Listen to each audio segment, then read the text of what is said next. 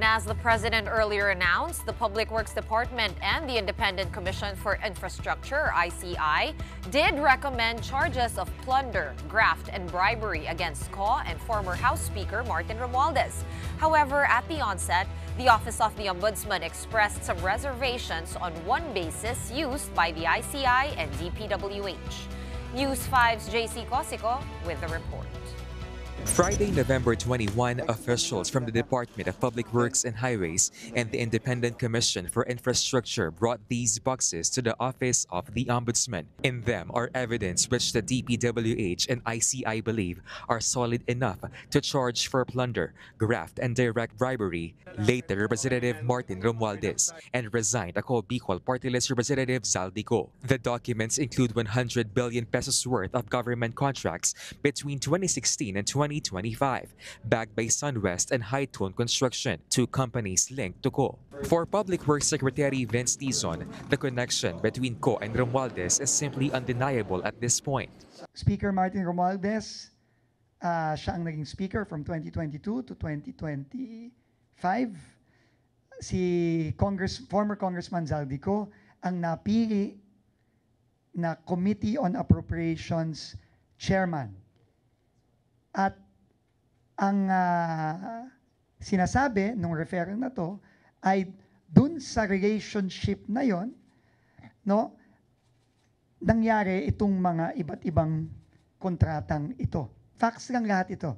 Dizon also pointed as reference Orly Gutez's sworn affidavit before the Senate's Blue Ribbon Committee. Recalled that the former Marine Sergeant claimed to have worked for Zaldico as security consultant, delivering luggages of what he called basura or kickback money to his then boss and Romualdez. But Ombudsman Boying Remulla doubts Gutez's testimony will hold water if he refuses to come forward and fill in the gaps. Wala, hindi namin pwedeng gamitin yun kung hindi niya haharapan na sasabihin na itong affidavit na to, akin talaga to, at ako mismo nag-prepare niyan, personal knowledge ko lang yari dyan. Ganun yan eh. Hindi nga, that's still not an authorized statement has no value unless sumarap yung tao para manumpa ulit. Prior to this, Remulla said that Romualdez had called him up to insist that he has nothing to do with the flood control scandal, something that investigators are not buying. Hindi pwedeng maghugas kamay ang mga public officials. Bakit? Walang pumilit sa kanila. Kaya tanggapin nila yung obligasyon. Tanggapin nila na kailangan silang sumunod sa mga batas. Washing his hands off kickbacks through video statements is also not going to cut it for CO. Umuwi na siya. Nakadalawang imbitasyon na sa kanya. As for Romualdez, Remulla sees cases against the former speaker in the next 6 to 9 months. But a graver charge could be out of the question. We are rethinking our options always when we file plunder charges, because no one ever gets convicted of plunder.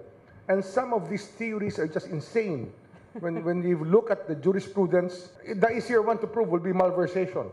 On Tuesday, November 18, the first cases to be filed over the flood control mess were filed. These were against CO, his firm SunWest, and public works officials in Mimaropa over an anomalous flood control project in Nauhan Oriental, Mindoro. The DPWH and ICI said more cases will be recommended soon, in line with their promise to put in jail main players in the scandal before Christmas.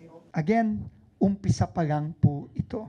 Magamang po sa mga araw na lang po ang bibilangin natin at lalabas na ang unang mga warrants of arrest. Mananagot ang kurakot. For News 5, JC Cosico, We Are One News.